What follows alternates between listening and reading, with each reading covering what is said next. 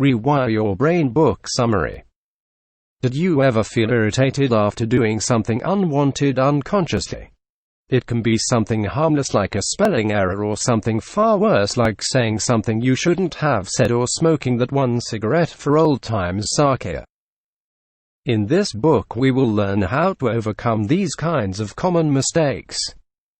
Our two selves. Why do we often choose the wrong one of two choices even if we know that it is the wrong one? That's because we act on the automatic self, not the conscious self. Automatic self and conscious self is a way to describe our actions based on habits, automatic self, and based on rational thought and reason, conscious self. When we do something we know is bad, and regret it later, it is because we acted on our automatic self. So how can we solve these bad behaviors? Strengthen conscious self or changing automatic self. To fix our bad behaviors, we have to either strengthen our conscious self so that we make the right decisions. This is going to use some willpower. Or we can change our automatic self by changing our habits. It has recently been discovered that learning causes our brains to grow new cells. It's called neuroplasticity. We can use this phenomenon to rewire our brains. For example, if the nerve cells go to the gym, connect with the cells stay in the until my workout is done due to a repeated action, then those two areas will be increasingly bond together. The solution then is to replace bad habits with good habits. Read this summary for more on habits. Some habits are clearly good, for example brushing our teeth, and others are clearly bad, like smoking. But there are other habits which we may think are good, but are actually bad. Self-serving biases affect the way we see ourselves and the world.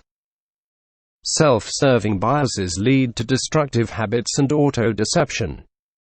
One classical example is that we tend to blame our faults on the outside world, but praise ourselves for our good characteristics. Example: imagine a man who checks tactlessly every woman he meets. He might justify his behavior by claiming, "I'm just a man with human desires." That makes it seem like it's not his fault. But when he possesses a positive trait, for example when he does well at work, he claims that it's because of his dedication and perseverance, not because he is fortunate to be in a supportive work environment and has had all the help and conditions to grow. Most confident and successful people benefit from their self-serving bias by believing they earned their success. But that kind of overconfidence can be detrimental if it distorts reality. If we become too confident in our abilities, we might stop trying. Beliefs keep reinforcing themselves. Example: if we hear that a person is intelligent before we meet him, we're more likely to interpret him in that way when we meet him. The same is true when we hear something negative about a person before we meet him.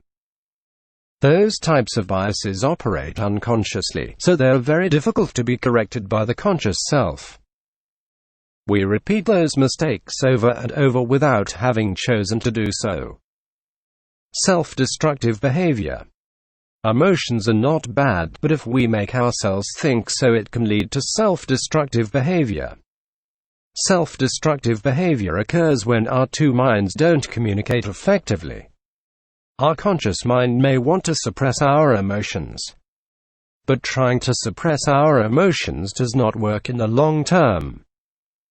Example: closing a boiling tea kettle does not work out well for long. Vapor builds up pressure and sooner or later creates an explosion. The same is true with emotions in our brains. Chemical reactions build up and they have breaking points. For example, if we constantly suppress our anger, there will be a point where we burst out in anger and make rash decisions or hurting someone you love. Anger and emotions in general are not inherently bad, they serve their purpose. Example: if someone breaks into your house, anger may give you the courage to defend yourself and your family. The trick is to not let emotions build up internally.